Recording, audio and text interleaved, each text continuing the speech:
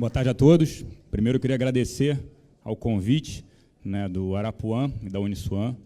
É extremamente importante, porque, começando aqui a palestra, eu queria falar sobre isso. A gente só consegue mudar um país e melhorar o nosso país com educação. Isso é base de tudo. Quando a gente tiver uma melhor educação, a gente vai ter, sim, melhores profissionais, um país melhor em relação a isso. Vou começar falando um pouco da minha vida, né, da minha carreira. Eu tenho um pouco mais de 20 anos de mercado financeiro. Comecei a trabalhar muito cedo. Eu sou daqui de perto, nasci aqui na Penha, já moro há 7 anos em São Paulo, mas nasci aqui na Penha. Trabalhei bastante, estudei bastante, tive muita dificuldade, tive que ajudar em casa, tive que trabalhar muito cedo em relação a isso. E eu vejo muito isso. O jovem, eu gosto muito de palestrar para os jovens, tenho 42 anos, vou fazer 43, só de mercado financeiro tenho 20 anos. Mas o jovem, hoje, quando a gente vai conversar com eles, sempre fui ansioso, eu também, sempre queria atingir mais rapidamente o sucesso, tudo isso, e todo mundo me pergunta, Celson, como é que eu faço para chegar lá? O que eu preciso em relação à carreira, como é que eu me desenvolvo? E aí eu começo a conversar com o jovem, ele entra na empresa, no dia seguinte ele quer ser presidente da empresa, né? Ele só lê os highlights, ele não sabe nada profundo, mas ele quer ser o presidente, ele quer ser o primeiro. Como é que ele faz para chegar lá? Primeira coisa que ele te pergunta, e não, peraí, você está num processo, uma curva de aprendizado, onde, em algum determinado momento do tempo, a minha experiência, o meu aprendizado vai funcionar para, se for o caso, virar diretor, para eu, por acaso, atingir a presidência, mas não no primeiro momento. Então, o jovem hoje recebe muito mais informação do que eu recebi, isso é óbvio. Eu lembro, quando eu entrei no mercado financeiro, eu caí de paraquedas no mercado financeiro. Foi isso que eu falei. Tive que estudar muito, trabalhar, ajudar em casa. Já era um profissional, tinha sido efetivado logo, comecei a trabalhar, né, comecei a estudar na UF, Universidade Federal. Minha mãe dava aula em colégio particular, então eu consegui bolsa de estudos, de graça. E logo novo eu comecei a trabalhar. No primeiro período eu fui efetivado numa empresa de navegação. Mas eu era muito inquieto. Como é que eu faço para atingir meus objetivos? Eu me olhava, não queria ser o presidente da empresa, mas eu me olhava naquela empresa de navegação, peraí, como é que eu me desenvolvo aqui? Eu tenho que aprender. Mas aonde eu quero chegar? E sempre que eu programei 5, 10 anos no futuro, sempre deu errado. Sempre deu diferente. Então, eu sempre falo isso. Primeiro, se programa em 1, 2 anos, que você consegue, digamos assim, nortear a sua vida da melhor maneira possível. Frustrações vão existir aos montes. Então, você precisa saber lidar com elas. E aí eu caí de paraquedas no mercado financeiro, porque eu era inquieto, queria mudar, já era funcionário numa empresa, no primeiro período de faculdade, tinha sido efetivado. O que eu fiz? Naquela época era consultoria, auditoria. Fui prestar exames para KPMG e para Ernst Young, que são as Big Fives, dado que eu fiz auditoria, fiz administração. E aí, nesse processo, eu fui à entrevista com os sócios, né, um processo de meses. Dinâmica, provas, matemática, raciocínio lógico, entrevistas, tudo mais. E eu cheguei na entrevista com os sócios, nas duas, KPMG e Ernst. E a primeira pergunta dos sócios da KPMG, não esqueço, nunca mais vou esquecer isso, óbvio, de novo, a frustração que a gente sempre lembra, né, óbvio. As vitórias a gente comemora, mas passa. As frustrações a gente tem que lembrar e servir de aprendizado. Primeira pergunta dele, agora a redação, você vai ter que falar, eu quero que você escreva uma redação sobre o que são precatórios, em inglês. Eu olhei para ele, devolvi a folha. Você não vai fazer? Eu falei assim, eu não sei o que são precatórios em português, como é que eu vou fazer em inglês isso? Não tenho ideia do que eu vou escrever aqui. Aí ele me olhou, pô, gostei da sua sinceridade, mas eu tenho que ser sincero, eu não vou te enganar, eu não sei o que são, não sei o que é em português isso. Então, assim, foi um baita desafio, frustração. O que eu fiz? Pô, você desanimou? Não, falei assim, por que eu errei? Aonde foi que eu falhei ali, que eu não passei naquela prova? No ano seguinte, fui lá de novo tentar. De novo, com a PMG e Ernst. Cheguei na entrevista dos dois, até o final. Não passei. Me desanimei, não. Falei, pô, o que eu fiz de errado? Mas aí, o que fez? A KPMG me indicou para o Banco Icatu e a Ernst me indicou para a Coca-Cola. Nas duas, eu fui fazer a entrevista, cheguei na fase final nas duas. E aí era ir para a área de mídia da Coca-Cola ou ir para a auditoria interna do Banco Icatu. Ser estagiário nas duas, né? Optei, na época, eu não sabia o que era o mercado financeiro, eu fui estudar, acabei entrando em banco de investimentos no dia 16 de janeiro de 1998. E aí eu falei, né, agora há pouco, das dificuldades que o jovem quer aprender as coisas rápido, quer ser logo presidente. Eu não pensei isso no banco. Eu falei assim, eu preciso estudar muito. Eu preciso estudar muito porque do meu lado os concorrentes moraram fora, estudaram fora, eu não tenho esse inglês deles, eu não estudei dessa maneira, eu estou estudando numa universidade federal que eu preciso me desenvolver porque não dá mercado financeiro, ninguém sabe o que é mercado financeiro. Como é que eu consigo melhorar em relação a isso? Como é que eu consigo entregar um resultado melhor? Primeira semana, primeiro dia, me deram um livro, para quem conhece mercado financeiro, eu falo sobre isso até nas minhas redes sociais, Eduardo Fortuna. Leia ele, sexta-feira você faz um resumo sobre esse livro, que fala sobre sobre moedas, sobre sistema financeiro, tudo isso. Hoje, você não tem isso, ainda bem. Imagina ter que ler um livro e resumir esse livro. Primeiro, a perda de tempo dos meus coordenadores em resumir um livro que eles sabiam, do início ao fim. Segundo, para que eu fazia aquilo? É muito melhor hoje você capturar as informações e falar, resume sobre isso, vai fazer um estudo de caso, vai me traz alguma coisa diferente, fora da caixa. É muito melhor. Então, primeiro, a informação, eu estou falando de 20 anos atrás, né, falei 16 de janeiro de 98, a informação ela é muito rápida. O grande ponto é como é que a gente utiliza essa informação a nosso favor, principalmente os mais jovens. Eu tenho 2 filhos, um casal de gêmeos que vão fazer 8 anos. Vocês sabiam, vocês têm ideia que saiu agora pouco uma pesquisa sobre o futuro do trabalho no mundo, uma pesquisa, né, de estudo lá fora, pelo Future Jobs Survey, que 36% da demanda por mão de obra em 2020 é por resolução de problemas complexos. Em segundo, não adianta mais ser nerd, tem que saber se relacionar. Habilidades sociais. Então, meus filhos, desde os 6 anos de idade, eles estudam programação para abrir a cabeça, estudam música, e eles amam. Acho que a matéria que eles mais gostam é sexta-feira, se eu quero viajar, sexta-feira, de 4 às 5h30. Se eu quero viajar sexta-feira um pouco mais cedo, eu não posso, porque eles querem fazer a aula deles de programação. Então, hoje, com essa evolução, com essa rapidez, o que os jovens cada vez mais precisam?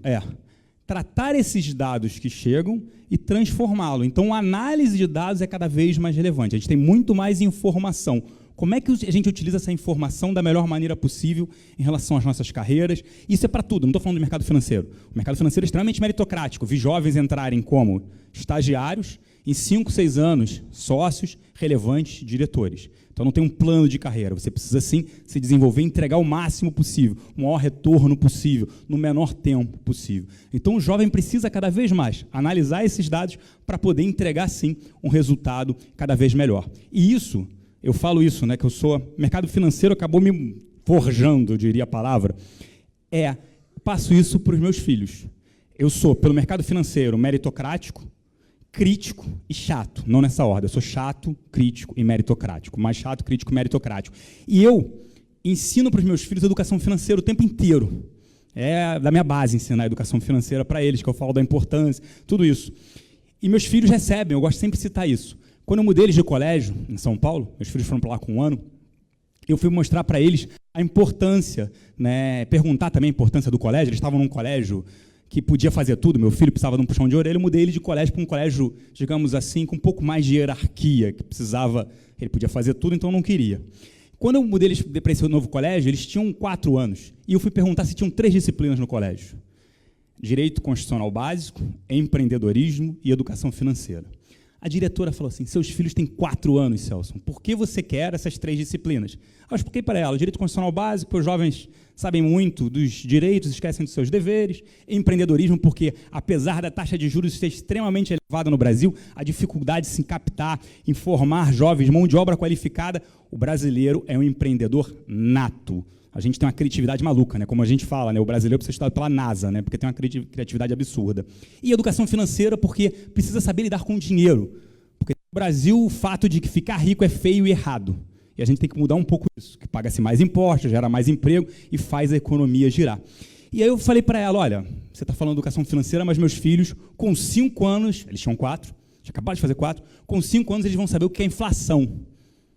Na hora, a diretora riu, né, da minha cara. Pô, inflação, Celso, com 5 anos para não me alongar muito por conta do tempo, como é que eu fui explicar que era inflação para os meus filhos? Todo sábado eu tinha que levar para encontrar um picolé de limão. Todo sábado. Independente, estivesse onde eu estivesse, tinha que levar na padaria para achar o picolé de limão. E aí eu fui explicar, acabei entrando em economia, oferta e demanda. Filho, se chover muito, vai ter menos limão, vai dar para fazer menos suco, o que acontece? O preço sobe. Entenderam? Então você tem que proteger o seu dinheiro em relação a isso. Tá bom, meus filhos entenderam, ainda bem. Eles recebem toda semana, não é mesada, é semanada, toda sexta-feira. E lembra da história que eu falei que eu sou meritocrático, crítico e chato, mas não nessa ordem, eu sou mais chato, crítico e meritocrático? Eu chamo os dois. Dudu e Sofia, venham cá. Sexta-feira, dia da semanada. E muitas vezes é 0, 5 ou 10 reais. E aí, quando eu falo sobre isso, na palestra, o pessoal se choca. O que você faz? Às vezes um recebe e outro não. Aí na palestra eu sou, que absurdo. Eu falei, o mundo nunca me deu nada de graça. Um recebe e o outro não. Dudu, você não se comportou, é 0. Sofia, você se comportou, 10 reais. E muitos deles, quando eu vou entregar o dinheiro, eles falam, não, pai, não me dá o dinheiro não, aplica o meu dinheiro que é muito melhor. Qual foi o problema? Eu criei 2 monstrinhos que começaram a falar, meu pai vai triplicar meu patrimônio em 1 ano.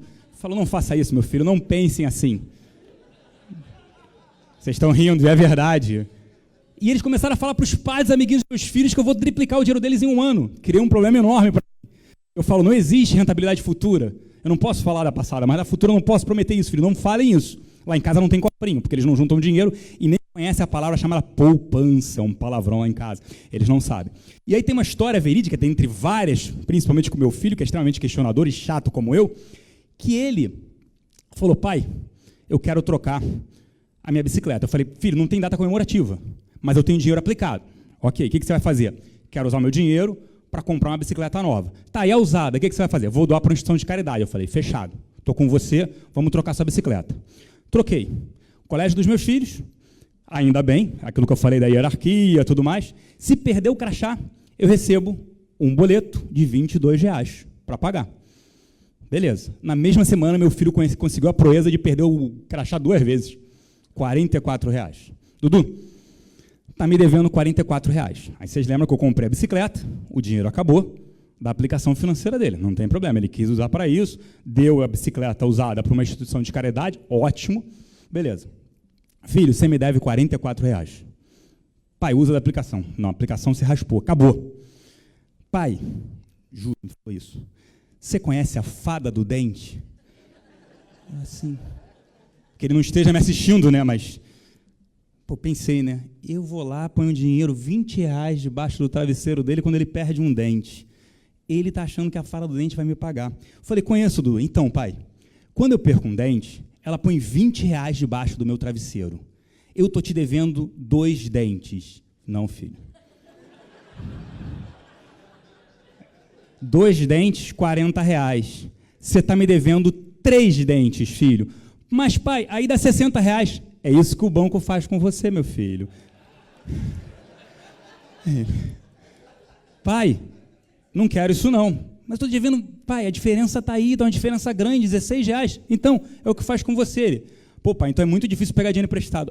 Já começa assim, como um empreendedor, a dificuldade que você vai ter. E de trabalhar também. Não gostei, pai, mas você está me devendo um dinheiro em relação a isso. A outra história foi voltando de viagem há pouco tempo, e eu expliquei também, custo-benefício. Olha, filho, às vezes vale a pena comprar um produto em relação a outro. Eu estava comprando um produto similar, mais caro que o outro. E aí ele falou, pai, esse produto aqui é mais barato, é igual. Eu falei, não, filho, esse produto dura um pouco mais do que o outro. Aí ele ficou pensando, eu falei, lá vai vir pergunta pior, mais difícil. A gente estava viajando para fora, voltamos, pousamos no Brasil, isso era num free shop, pousamos no Brasil. Aí isso foi à noite, né? Ele me perguntou isso por volta de 12h, 1h, coisa que o vale. Pousamos no Brasil, tal, em São Paulo. Aí ele, pai, quanto é que custa para cortar o meu cabelo? Eu falei, nossa senhora, o que vai vir? Eu falei, não sei, filho, a gente faz um combo, corto eu, você e sua irmã, dá 100 reais. Tá bom. Dia seguinte, recebo a foto de WhatsApp da minha esposa. Olha o que o Dudu fez com o cabelo dele. Não tinha cabelo, ele tinha cortado aqui em cima. Não sei como é que deixaram isso no colégio. Eu falei, Dudu, por que você fez isso? Pai, me dá meus 35 reais, que eu já cortei meu cabelo, não precisa me levar ao barbeiro. Eu falei, filho, você entendeu só a parte do custo, que você vai economizar e vai ficar com 35, mas o benefício eu vou ter que ajeitar o teu cabelo. Pai, deixa assim, não tem problema, pai, não tenho namorada, deixa para lá, eu junto mais dinheiro, depois, quando estiver na frente, você corta o cabelo.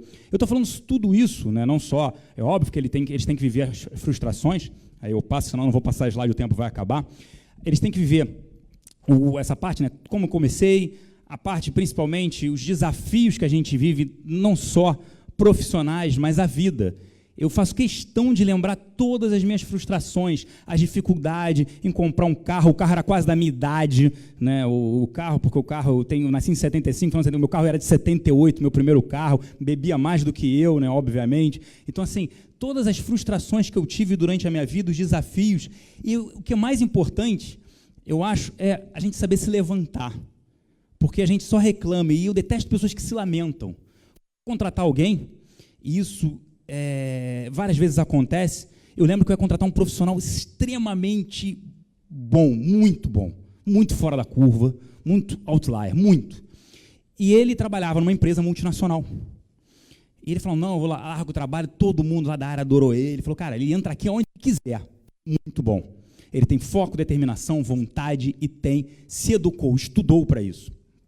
Aí, conversando com ele, meu sonho é trabalhar no mercado financeiro. Ele sairia de uma multinacional e iria para o mercado financeiro.